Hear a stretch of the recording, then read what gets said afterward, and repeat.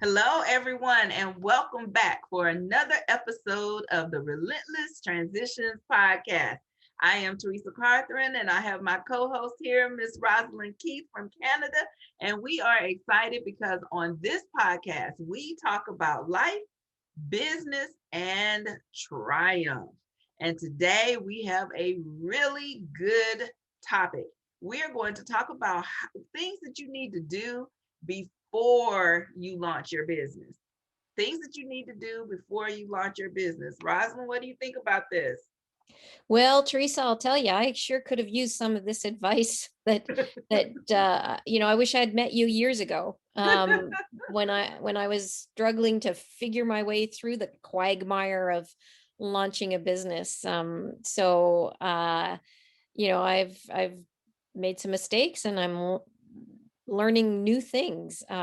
So I think you're going to be able to provide us all with some great things to be thinking about as we launch our businesses. Well, look, we are going to just jump right on in and start talking about these things. Now, the things that we're going to talk about today are the things that are going to help you to lay a strong foundation for your business. These are the behind the scenes things, things that people don't normally see, but you know that these things have taken place. And if they are in place, you just have a strong foundation to build on, and it can help you as your business continues to grow.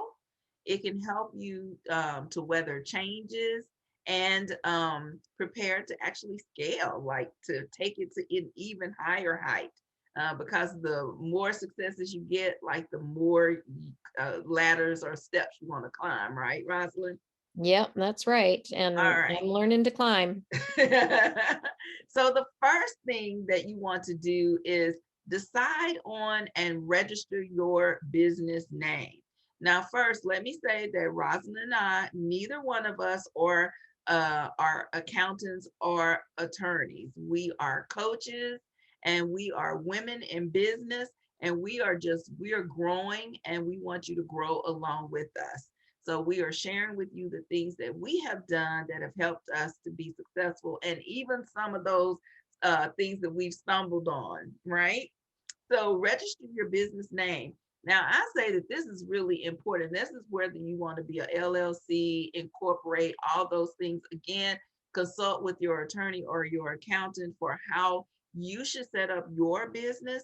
But, for me, just look, just in plain old layman's terms and just getting started, registering that business name.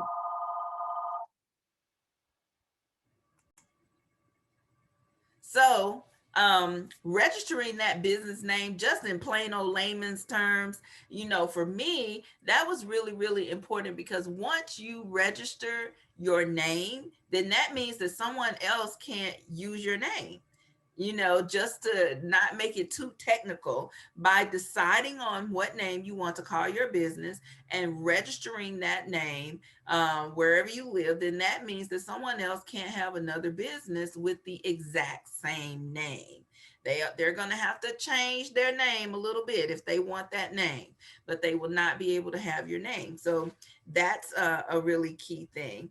Another pointer is to establish, and I'm looking at my notes here because I want to make sure, establish your business EIN, tax ID, which is really, the EIN is really your tax identification, or rather the social security card number for your business, to make it really simple. And what having an EIN will do is it will allow you, really, there are a lot of, I would say, discounts, a lot of financial advantages to having a tax identification number. It will allow you to avoid paying some taxes in some instances. It will allow you to apply for business loans. A lot of lenders or investors, they want to see that you are established as a business, that you are listed as a business and not just in your own person. It also will allow you to set up your business banking account. meaning that you have a bank account that is specifically for the funds that are related to your business.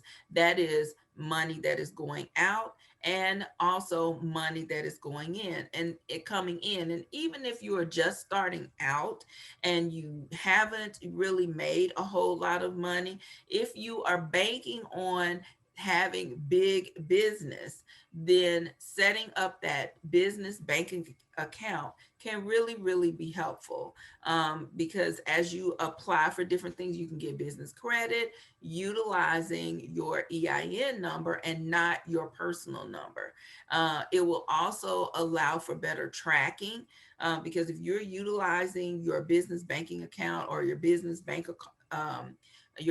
credit card, then at the end of the year, when it comes time for your taxes, then there, voila, everything that is related to that account is related to your business. And so you really don't have to do a lot of hunting around.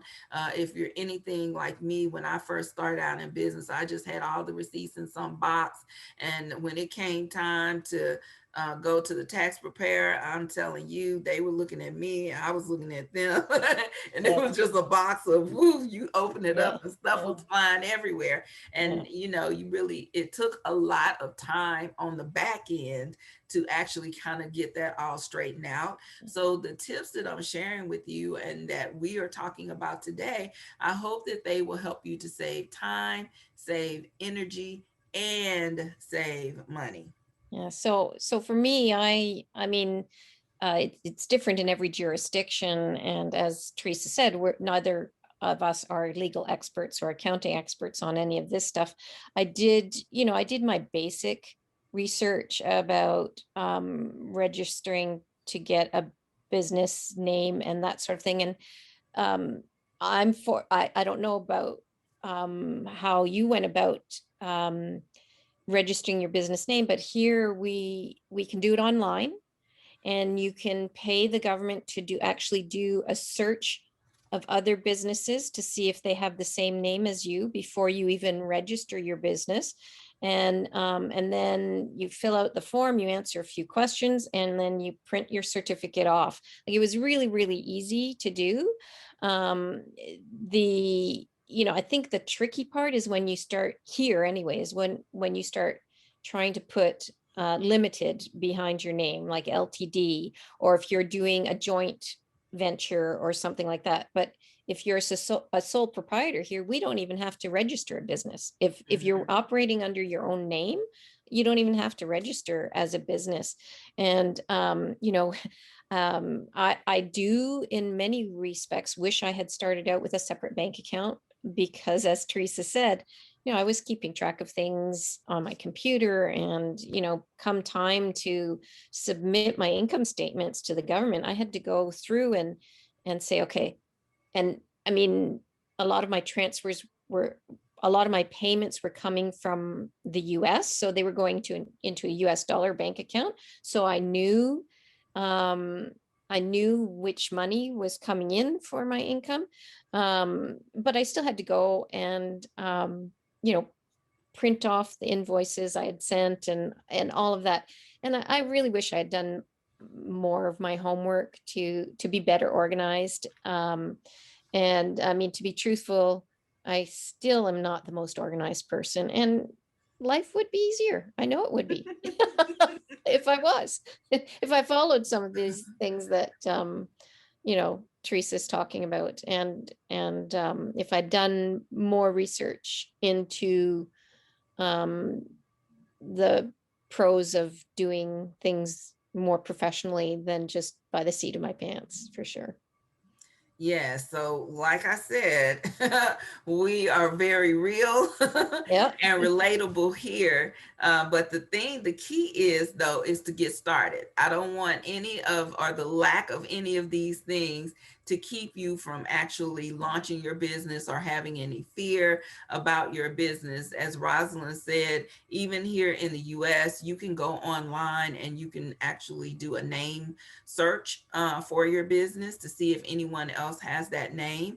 But when you apply for the name, the state that you are in will typically ask you for three different versions of that name, just in case if somebody has your first preference, then they can look to see what about your second preference, so on and so forth. And then if they go through all three of your preferences and all three of those versions have been taken, they will send you back notification. And typically you can reapply with a different name without having to pay the fee Okay. all over again.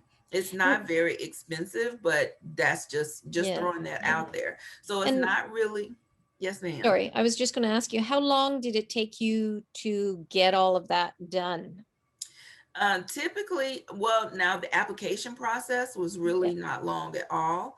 I would say start to finish, maybe 30 minutes if it took that long, yeah. but typically 7 to 10 business days Okay. before Yeah, you receive notification from the state letting you know that, this name has been approved.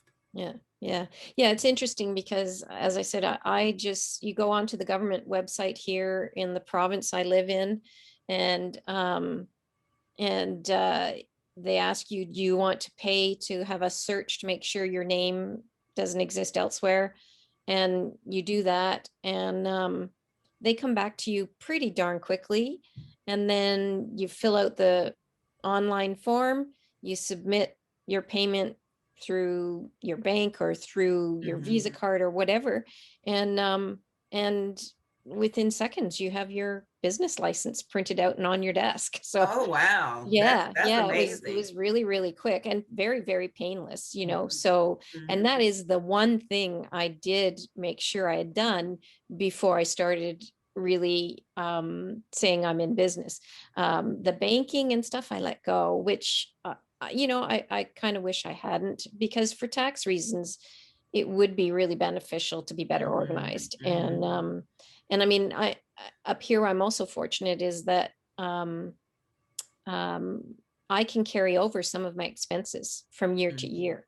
So if Oh, I have a wow. low income year, I don't claim anything, but I can claim them the following year, for example, if I have a higher income to offset my income. Mhm. So there are advantages to really keeping track of what your Mhm. expenses are, not only Mhm. on a month to month, but on an annual basis as well, I think. So Right. yeah, yeah, Well, the good thing to know, even though we are sharing these tips, is that there is really no one way to exactly. do things. I've known people to go in and set up their own businesses, just doing some research and setting it up. I've known others who utilize an attorney, some who use an accountant, some who use both. Yeah, Uh, yeah, so it just depends on where you are in your business, but these are the things that you should think about if you are planning on doing something that is really big. You're expecting this big income to be coming in. It will definitely save you time, energy, and money to put these things in place. But I know that there are some businesses out there. Even initially, I think my first business way back when was I was a Mary Kay consultant. I did not go and get a business bank account, a separate anything. I just kind of, jumped into it and was winging it. However, when it came time, yeah, I did have to search through everything, and yeah, and that may not have required a business bank account, but definitely a more organized way of keeping up with the records. So you do need yeah, to, keep up with your receipts, because if you are in business, there are so many deductions, and we won't yeah, get into those in this yeah, podcast. Maybe we'll do a podcast about some business deductions, but there yeah, are so many financial benefits to having a business. We really just couldn't even really name them all, but maybe that's something that we will consider doing. But set up that bank account. And when you're thinking about setting up a bank account here in the US, pay attention, do your research. Don't, the bank that you currently bank with personally, that may or may not be the bank for you Yeah, as far as your for business sure. account. Because some banks have a very high minimum balance that they require. Yeah. I've seen some require $2,000 to $5,000 minimum balance in your business banking account in order for them to not charge you fees for having your account there. And when you're just starting out, especially if you don't have a lot of money, that can be, $2,000 to $5,000. Yeah, That can be a for whole sure. lot. So maybe even consider checking out some credit unions.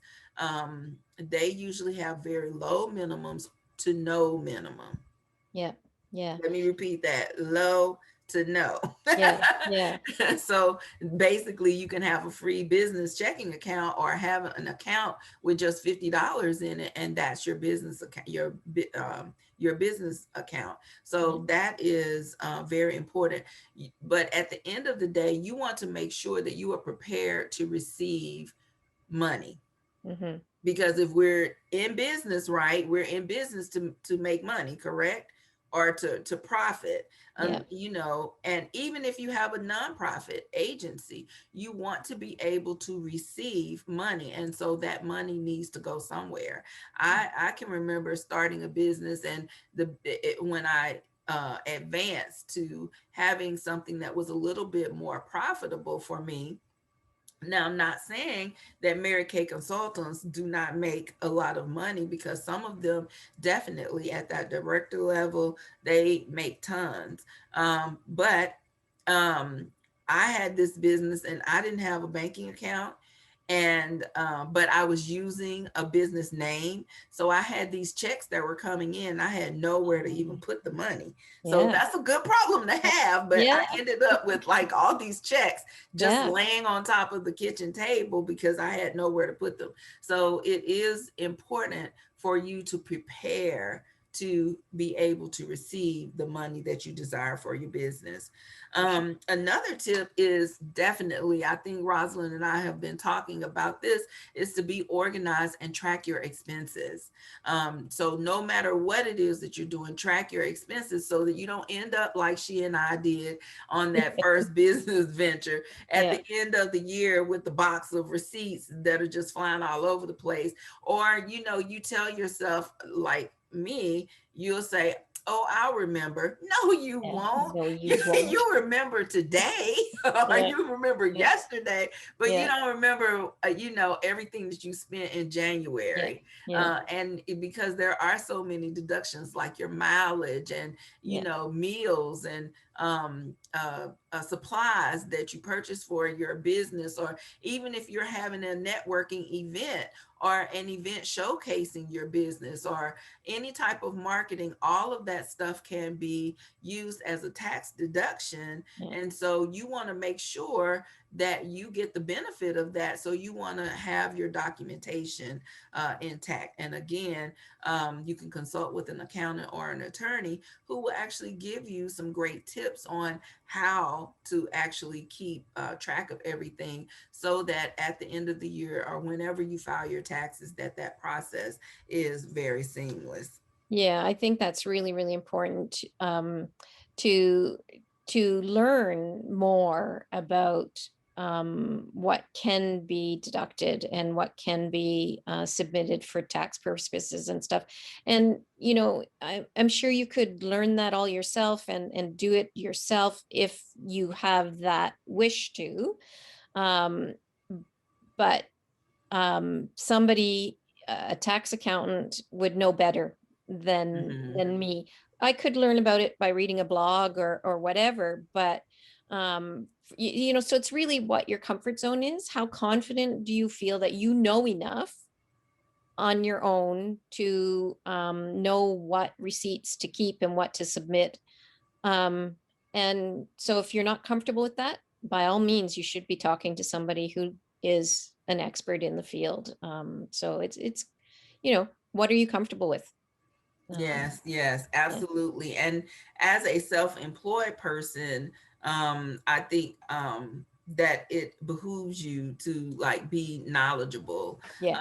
Even I like to know a little so that I can have an intelligent conversation Sure. when it comes to speaking to my accountant.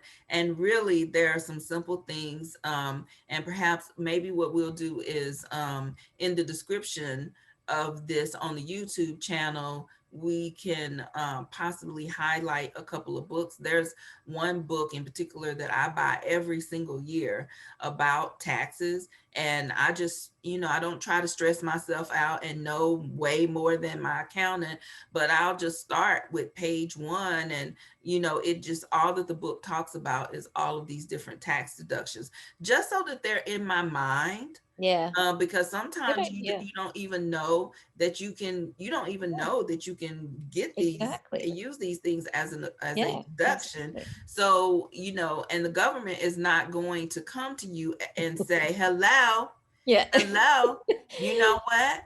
You could have claimed an additional $5,000. Yeah. Nobody's going to do Exactly. that. Yeah. and if you do your research on your accountant. Yeah. I mean, I like to go to people just like with the doctor. I don't like to go to that doctor just because that doctor happens to be on my plan. I want to go to a doctor who works well with me, who I Yes. feel comfortable with, who I can speak to, who once I leave the doctor's office, even though there's nothing wrong with me, I feel like I accomplished something, and I didn't Yeah. just show up and they looked at me for 3 minutes and out the door I went. So with your accountant, the same thing. You might have an accountant who doesn't is not very proactive and doesn't share with you all of the deductions that you might be able to take. So you want to have an accountant like that. And then for sure, this is my rule of thumb: if you walk into an accountant's office and that accountant says that they're not going to take a deduction because you might get audited, then Yeah. pick up all your stuff and run. Good And the point. reason being is because they should not be scared to utilize legal deductions. Yeah. So if you have a legal deduction, you have a receipt for it, you have a business, then by all means you need to get your deduction. Yeah. Yeah. So that's my It, rule of thumb. but that just reminded me, also be prepared to be audited. Yeah, you're not going to get audited every year necessarily. You may never get audited, but be prepared to be audited. So make sure you have kept track of everything. You keep copies of things. Don't say, well, that was last year's.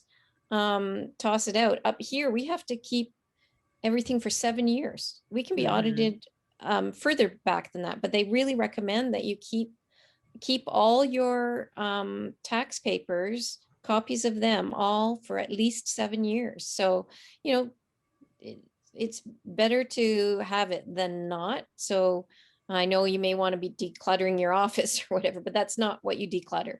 Right. You And know, by all means, if you are not a great organizer, still, use Teresa and Rosalind's go to, and that is a box yeah, full of receipts. yeah, exactly. Yeah, yeah, It might not be the most luxurious or that trash bag or grocery store bag full of receipts, but I have a set place where I put receipts. But exactly. you can be very organized and use some expense tracking systems. There Yeah, are a lot of great digital ones out there, so you can do your research yeah, and find one that works for you, or you can be old school. yeah, I'm very old school, even though I have embraced digital technology, but I love to write things down, yeah, or I like to have something written as a backup for my digital. So I yeah, still haven't quite let go of paper, but however it is that you keep up with it, whether it's a calendar, a composition book, an expense, a paper expense tracker, or something digitally, going in there and just kind of making it a habit And set a plan. This is one thing that you can do to stay organized is say, you know what, every night before I go to bed, I'm going to enter my expenses that I have for my business that day. When you're just starting out, you may not really have that many, so that might be something very easy for you to do. Or maybe if you work all week and you're kind of, as I was when I started straddling the fence, you're working, you're an employee and an employer of yourself. Then if you're I totally lost my thought, but I'm we're gonna keep going. But if you're an employee and an employer, just keep track of those things. Yep. Yeah, keep track of everything. Yeah. Yeah. So another tip is set up a separate business email. Now, oftentimes my clients will ask me about that email, like what should that email look like. Now, you can certainly set up a Gmail, and there's nothing wrong with having a Gmail, but note that if you are looking for a high income business, most of them, your email is going to be your name at your business name. So, such as instead of Teresa at gmail.com, it might be Teresa at Teresa.com, at whatever the name of my company. If my company is I am Teresa C, so Teresa at I am Teresa C.com. And you can get an email address for really an inexpensive price, but they can be expensive depending upon what service you use to get it. The Gmail accounts, of course, they are free. But again, as your business grows, even if you start with a Gmail account, just anticipate that as your business grows, or especially if you want to get business loans and stuff like that, again, keep in mind that people are looking at you when they're looking at lending or investing. They are looking at that credibility and what Yeah. really makes it stand out that you are officially a business. So Yeah. investing that I don't know, there are some that are like $4.99 a month or $25 a year. It Yeah. just Yeah. depends on, so it doesn't have to be expensive, but think about having something, your email address being your name or info at or support at yourbusinessname.com. Yeah. Yeah. Teresa, you can, and I did this with the first iteration of my company. You can set up a Gmail account that actually is under your business name. It's not, and so the old email address was Rosalind at whatever name of former company. But it was actually a Gmail. It was actually done through Gmail. Mm-hmm. So if you love Gmail and you don't want to give up the perks of Gmail, you can, and I don't know the ins and outs of this, but if you go to Google Yes, Mail, I was just you getting ready to say Google you can Business. figure it out. So if you Yes. really want to stick with something like that without having it attached to a website or a different mail server or whatever, you can still do that. Mm-hmm. But you have to do your research on that. I cannot remember. That's what I did when I was first in business was, Yes. you So know, it it's was free. So yes. So yeah, Google, yes. So Google is a Gmail is a Google product. yeah, So let's yeah, go back. So yeah. Google Gmail is a Google product. So if you go to Google Business, then you All can right. set up a business email through Google Business. Yeah, yeah, Okay. exactly, exactly. Yes. So that's a cheap alternative to having it on a separate server and Right. that sort of thing. So it is possible. But I agree, having your business name as your email address is really, really important. Right. So yeah, yeah, So keep in mind that the tips that we're sharing today, not only are they saving you time, energy, and money, but they are also setting up your brand voice, like yeah, what your picture for your business is going to look like to the world. yeah, Because keep in mind that we're not just talking about setting up a business to collect money from your few friends Yeah. and your mama and your daddy and auntie. This Yeah. is really about, really building your business, and you are creating a brand vision for your company. So Yeah. this is what it's going to look like. And that's just kind of the way of the world that they want to see that info at, support at, or your name at, or someone's name at yourbusinessname.com. Yeah. Again, there are plenty of people who have, you know, um, as we have relentless transitions at gmail.com, and we know that we're going to be really successful. So it doesn't mean that you can't be, but keep that in mind. Yeah. Yeah. Another tip is to develop your brand message so that you can connect easily with the people who are going to do business with you. So for your future customers, before you even launch that business, decide what is your brand message, or it used to be called your mission statement. Yeah. Why are you in business? So for instance, I am the CEO and founder of Make Your Mark Media and Publishing. Our goal is to showcase the voice of women through media and print. Our goal for 2021 is to assist 1,000 women to showcase their voice through media and print. It's just a simple message to showcase the voice of women through media and print. So anyone who hears that, first, the name of the business is Make Your Mark Media and Publishing. So they know that this is not a car wash. This is a media and publishing company. And then showcasing the voice of women through media and print. So specifically, we are focused on women. So what is your brand message? It does not mean that we will not assist or work with men, but our focus is on women who want to let their voice be heard through different forms of media and print. Yeah. Yeah. So for me, all part of this was, I thought about, well, what kind of coaching do I do? What kind of coaching do I do? What kind of people do I want to connect with?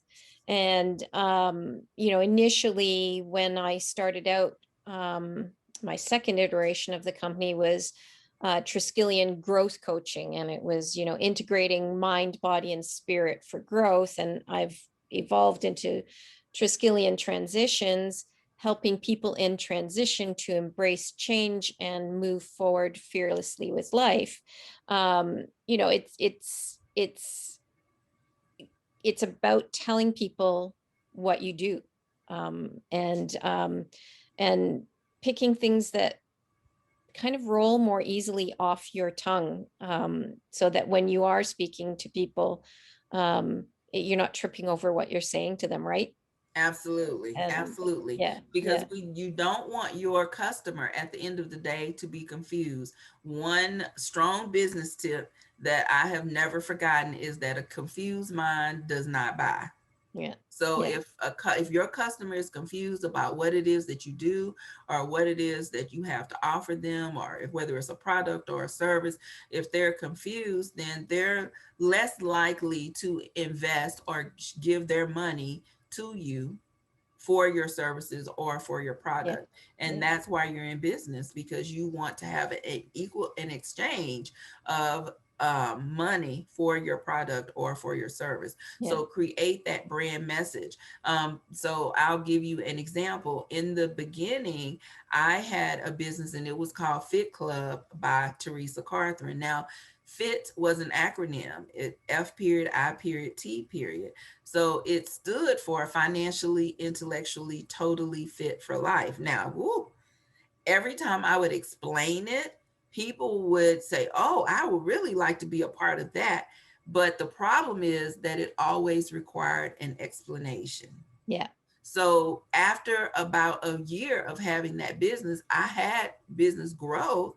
However, there were some people that I had repeatedly invited to just take a look at my business, and they never did. And when I went back and said why, asked them why, they said that they thought it was an exercise company. Yeah. Notice Fit Club Yeah. by Teresa Carthron. So they thought that it was exercise.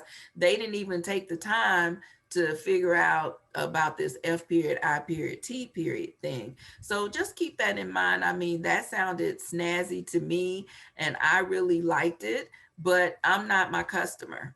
Yeah. so Yeah. so That's very you want true. to make sure that you develop your brand message so that people know what your business is all about. This is a tricky one for me. And I have been playing with it a lot, um, especially lately. And I really find this to be something that you really have to test out on, and as opposed to putting it out there initially, I would test it out on friends and family and that sort of thing first. I actually have somebody who was a was a friend first, and then asked me to coach her through an issue that she was working with at work. And now that she's experienced my style of coaching, she's the perfect person for me to bounce ideas off of as far as my messaging goes. So yeah, I would encourage you to bounce ideas off of people that you trust, that know you and know what you do. Um, because like Teresa said, you could think that you're saying one thing to potential clients, but their interpretation of it is totally different. And it's really beneficial to have an outsiders give you kind of their opinion about what they think you're saying. Mhm. So yeah. Absolutely. And I typically recommend that you have three, at least Mm, three people. I have a team, actually, I have like six people that I go to bounce things off of, whether it's colors or an ad or a message or whatever it is. I have a team of six different people that work in different areas that are looking at my product and my services from different viewpoints. I do include friends, but I also include people that are not friends because remember that we are in business and we're in business yeah. to make money. So, first, I don't ask a lot of people who are not necessarily, you want to have a mix of people who are in business, who Yeah. are owners, as well as people who, they don't own a business. They're not even interested in owning a business, but they, definitely are customers. So Yeah. you want to have different eyes on it. The thing is, you don't want people questioning like, what is that about? Yeah. And if you really just get in your car and drive down the street, it even if, because I was resistant to this idea, I did not want to give up the Fit Club. Yeah. And when I changed the name, the people who had been a part of the Fit Club for like 2 years, they wouldn't give up the name the Fit Club. When we would meet, they would say we're still the Fit Club. So, you know but I didn't want to give it up, but people weren't, the overall, in order for my business to scale, people were not connecting with that name. And so I got out though and just kind of drove down the street. And guess what? When I looked at the signs that were on the different businesses, I could tell that that was a grocery store, or that that was an auto shop, or, that that was a clothing store. I could tell from the name basically what type of business it was. Yeah. So it is important. Another tip I want to say is to develop your 1 minute explanation about what your business is about. So, they used to call this your elevator speech. I don't know if they still call it your elevator speech, or maybe, I think maybe now they call it your 1 minute pitch. But you want to have something that you can say that rolls off of your tongue easily. Speak the way that you speak, even if you search around and listen to other people or you read. about what other people or businesses or companies, what their mission statement is or what it is that they do, or really, or even pay attention to the commercials that you see on television. They're masters at coming on, and inside of 2 or 3 minutes, they've hooked you to where you think you've got to buy that vacuum cleaner. Like, all I've been thinking about is Abyssal Crosswave lately. And I'm like, I just have to have that thing. So they can come on there, and in 2 to 3 minutes, they have you convinced. So you want to, in 1 minute, be able to say what your business is about. Number one, it's going to increase your own confidence, because you're going to be confident that, you know what, this is what I am about. This is what my business is about. This is what we do. Like I said, Make Your Mark Media and Publishing. We are here to showcase the voice of women through media and print. So that is all that needs to be said. But you want to have that 1 minute speech, just in case, if you do have a lender, if you do have an investor, if you do have someone who wants to buy a large quantity of whatever it is that you're doing. Maybe you're a coach and someone's like, wow, you know what, I need this. And if they're anything like me, I have these 6 girlfriends, we do everything together. They might say, you know what, all 6 of us need to, take part in this coaching. Or, maybe you have a product, and I'm looking at your product and I'm like, you know what, this is great. And I think that I need 6 of these, because I need one for each one of, the ladies in my circle. So you want to have this 1 minute pitch or 1 minute elevator speech about what it is that you do. And also, it's great for networking. If you're looking for other business people to just collaborate with, because we're all looking for a community. And if you're in business, it's important to have other business people around you. That's only going to help to accelerate your growth even more so than just being surrounded by your friends. You have anything about that, Miss Ross? No, I think right now, for me, I have been um sort of transitioning my company. And so really working hard on um developing that um brand voice. Mm-hmm. And it's still a work in progress for me. Mm-hmm. I did work with a business coach a few years ago, that got me on this road towards where I am. You know and so that's it's don't be afraid to play with it a bit. um I'm still getting clients, maybe not as many as I would like, and I'm really hoping in a few weeks that I will have a much clearer statement to put out very easily to the world. But if it doesn't work the first time, transition it, you know? Absolutely, Yeah. absolutely. Yeah. And you know what? I love that we're having this conversation, because this is just so perfect. This is what I'm talking about when I'm saying to have people around you who Yeah. are in business, because um, being in the same room or being in connection with other people who are in business, then they can share this information. Like Rosalind and I, we work closely together as we are accountability partners for one another. So the information that I have about developing, launching, maintaining, growing, and scaling your business, those things I will share with her. And there are so many things that she does in her business that she is sharing with me.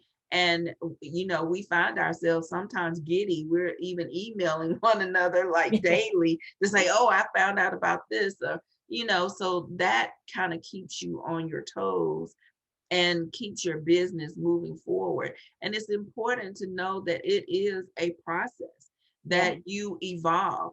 I like to tell my clients that where you start is not always where you are going to That's end right. up, because you can have a business idea, and we'll talk about that's another podcast. We should be writing these down to talk about like how much money to initially invest in your business, Sure. because you need to test out your brand or your business idea to make sure that you are going to have customers who are going to purchase from you before you basically just sink yourself into a hole. Yeah. But remember that it is a process, that you are ever That's right. evolving. Yeah.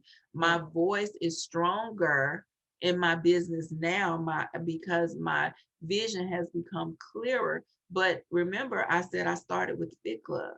Yeah.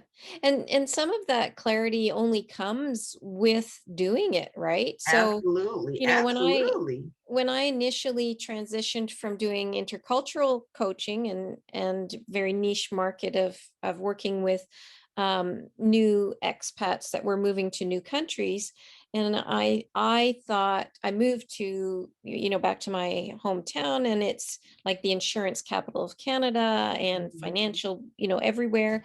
And initially I thought, well, I'm gonna target my coaching to work with new financial planners because they're coming out of the woodwork here, right? mhm, And they need a lot of help, you know, fighting their fears to get their um to grow their client lists. And I ended up actually working more with women who were struggling to figure out what they wanted in life and where they wanted their lives to go. And as a result, um, my company's transitioned away from that focus of, you know, working with business people to really working as a life coach. And mhm, it's interesting, and this is specifically for people who are going in the coaching business, is that we're always told you need a niche, you need a niche. Well, when you're first starting out, how do you know what your niche is going to be?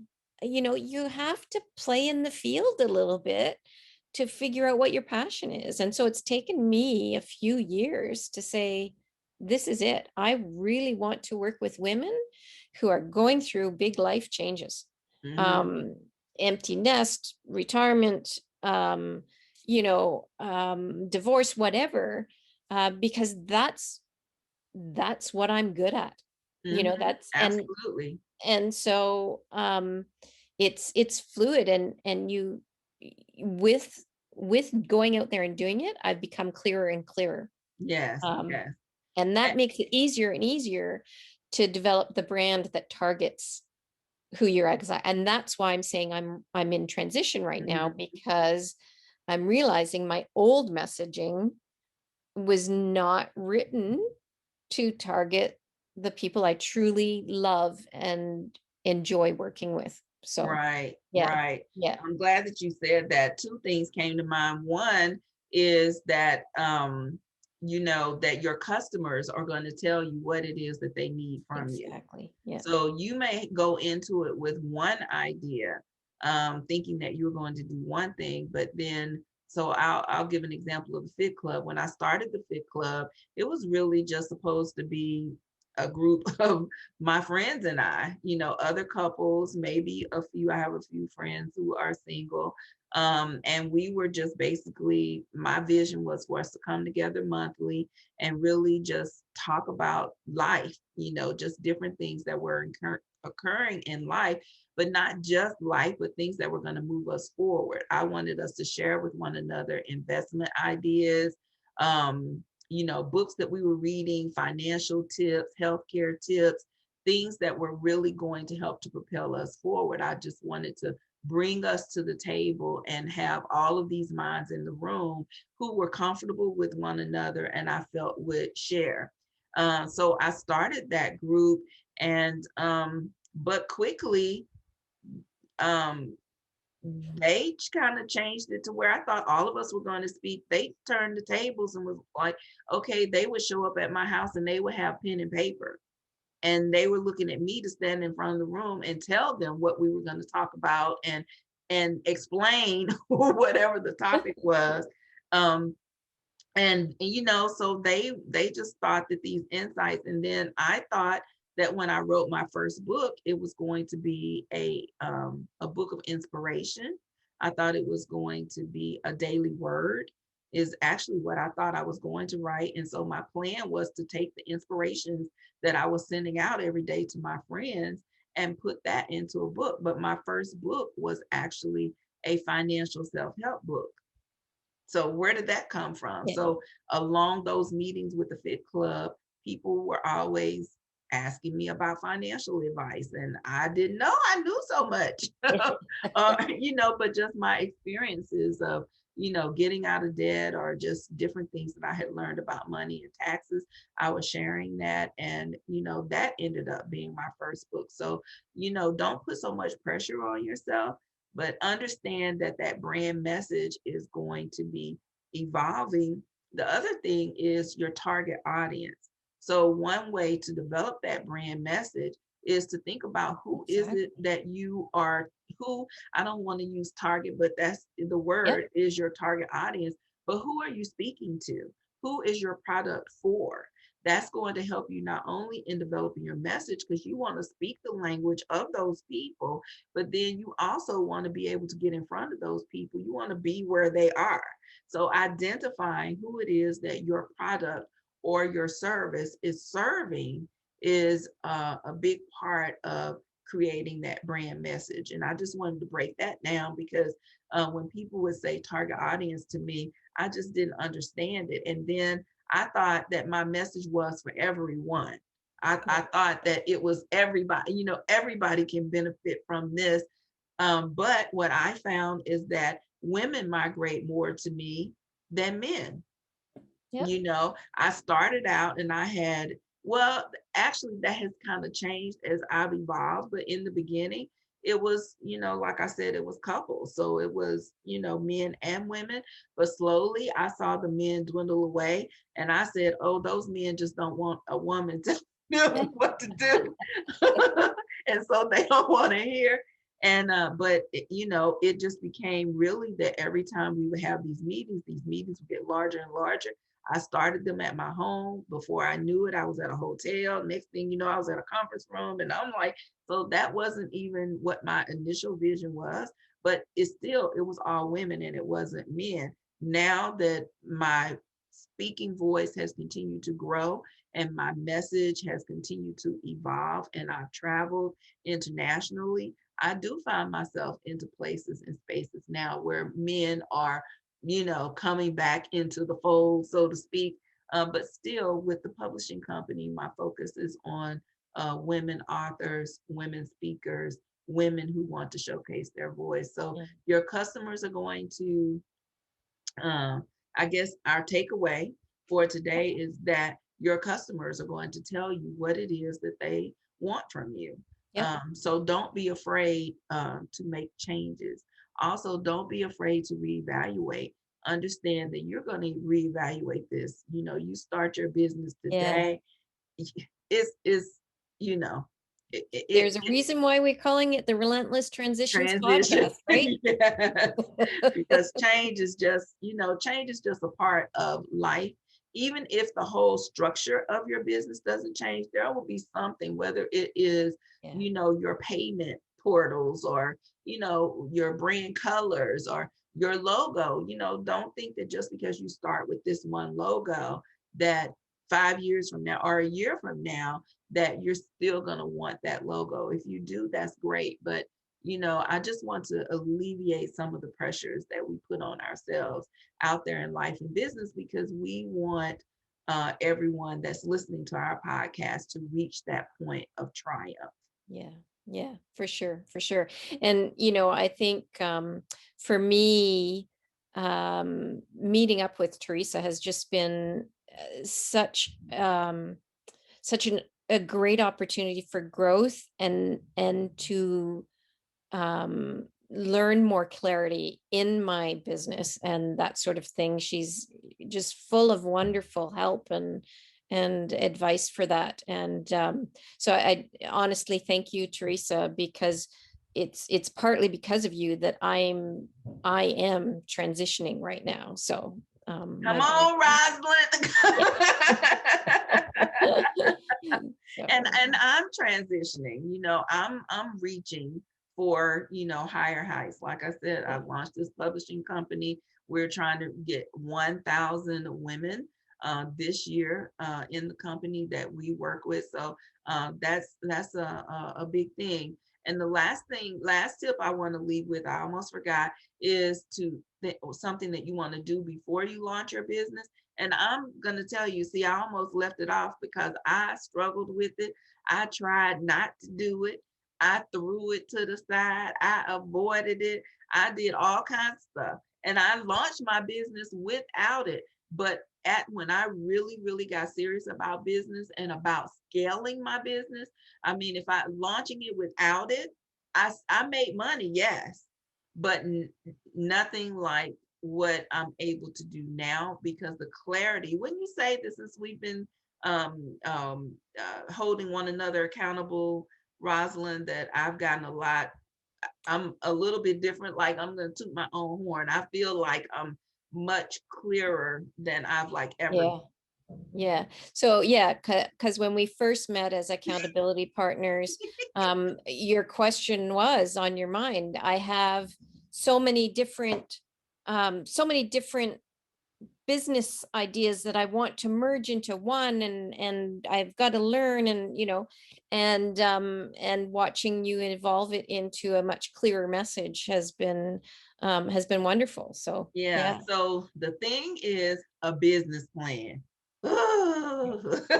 Yeah. So it is important to develop your business plan. And you know what? I've seen some business plans and they were 20, 30 pages long. That is really grueling, especially when you are just starting out. So that is not necessary. There are some really simple ones. You can get templates. You can Google templates. You can go to the Small Business Association website, and they have many tutorials and templates on there, things that are already set up, and all you have to do is just kind of customize it for your business. But having a business plan is very important, because the plan is really your foundation. It's really like building a house, and you just saying, well, I know that I'm going to need some chandeliers and some I need some kitchen equipment, and and then you're going to go and build a house. No, because there's so many other pieces to the puzzle, and your plan is going to have all of your pieces in it. It's going to have, what's the name of your business, what is the focus of your business, who is your competition, or is there any competition, who are you trying to serve, what is your population, how much income do you want to make in your business. You can even break that down, not just annually, but you can break it down. You get really good to monthly, how much you want. But so how are you going to process payments? It's just kind of that blueprint for your business, and utilizing those templates really helps you to just get more clarity. Yeah. And I can tell you that I started out, when I met Rosalind, I'm sure I had 20 things going, but really after developing a business plan and applying that to each thing, and my goals, my desires for my business to each thing, I mean, there were a lot of things that I was able to let go. And this is definitely a time where I would say losing equals winning. Yeah. Yes, Yeah. yes.